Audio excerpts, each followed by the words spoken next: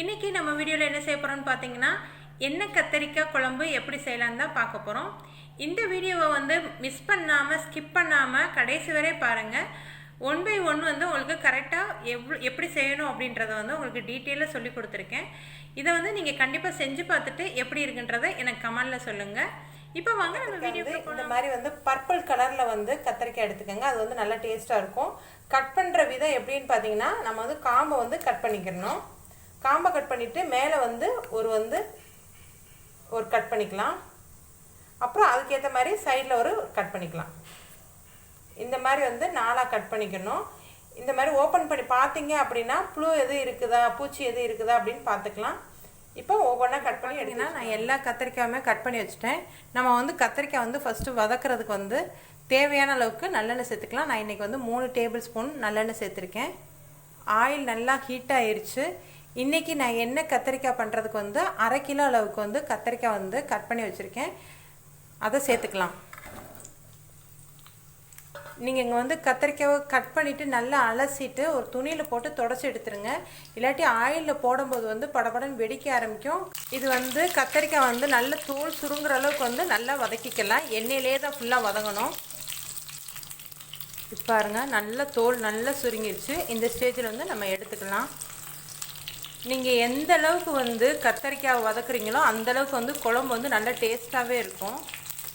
கொஞ்சம் சிம்லையே வச்சு நல்லா வதக்கிடுங்க. தோல் வந்து நல்லா சுருங்குற அளவுக்கு நல்லா வதக்கிக்கோங்க.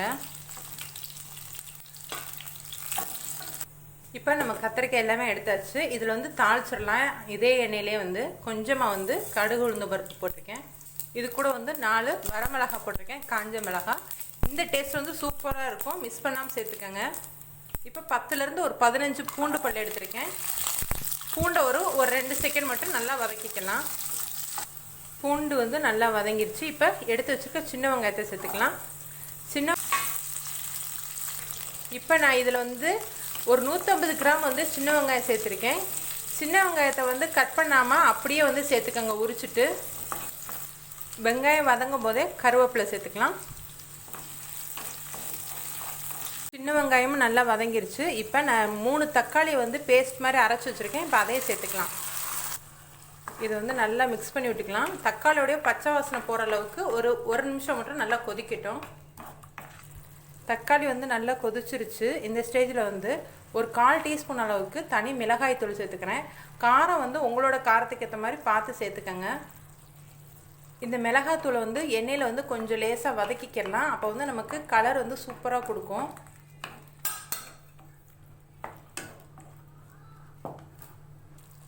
மிளகாத்தூள் வந்து நல்லாவே வதங்கிருச்சு. இந்த ஸ்டேஜில் வந்து மசால் சேர்த்துக்கலாம். குழம்பு மசால் வந்து 2 டேபிள் ஸ்பூன் அளவுக்கு சேர்த்துக்கிறேன். உங்ககிட்ட வந்து குழம்பு மசால்னு தனியாக எதுவும் இல்லாட்டி மல்லித்தூளும் மஞ்சள் தூள் ஜீரகத்தூள் 3ஐயும் மட்டும் சேர்த்துக்கோங்க. அதுவும் சூப்பராக இருக்கும். மசால் வந்து இந்த எண்ணெயில் லேசாக வதக்கி விட்டுக்கலாம். மசால் நல்லா எண்ணெயில் வதங்கினதுக்கப்புறம் ஒரு சின்ன நெல்லிக்காய் சைஸில் வந்து புளி எடுத்து வச்சுருக்கேன். அதையும் சேர்த்துக்கலாம். புளியை வந்து நல்லா கரைச்சிட்டு வடிகட்டிட்டு சேர்த்துக்கங்க.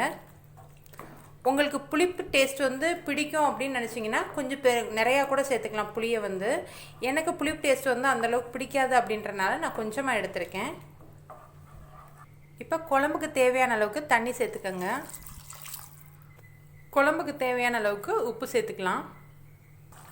குழம்பு சூப்பராக கொதிச்சிருச்சு. இந்த ஸ்டேஜில் வந்து கொஞ்சமாக வந்து தேங்காய் அரைச்ச பேஸ்ட் ஊற்றிக்கலாம். தேங்காயுமே வந்து உங்களுக்கு வந்து பிடிக்கும் அப்படின்னா நீங்கள் நிறையா சேர்த்துக்கலாம். இல்லாட்டி கம்மியாகவே சேர்த்துக்கோங்க. இல்லை அதை ஸ்கிப் பண்ணுறதுனால ஸ்கிப் பண்ணிக்கலாம், ஒன்றும் பிரச்சனை இல்லை. இது ஒரு வகையான எண்ணெய் கத்திரிக்காய். உங்களுக்கு வந்து வறுத்து எண்ணெய் கத்திரிக்காய் செய்வாங்க. அது வந்து இன்னொரு நாளைக்கு செஞ்சு காமிக்கிறேன். தேங்காய் போட்டு 1 நிமிஷம் கழித்து நம்ம வதக்கி வச்சுருக்க கத்திரிக்காயெல்லாம் சேர்த்துக்கலாம். கத்திரிக்காய் சேர்த்துட்டு ஒரு தடவை வந்து நல்லா மிக்ஸ் பண்ணி விட்டுக்கோங்க. மிக்ஸ் பண்ணி விட்டுட்டு ஒரு 5 மினிட்ஸ் வந்து சிம்மில் வச்சு கொதிக்க விடுங்க. அப்போ தான் வந்து எண்ணெயில் நல்லா பிரிஞ்சு சூப்பராக வந்து எண்ணெய் கத்திரிக்காய் ரெடி ஆகும்.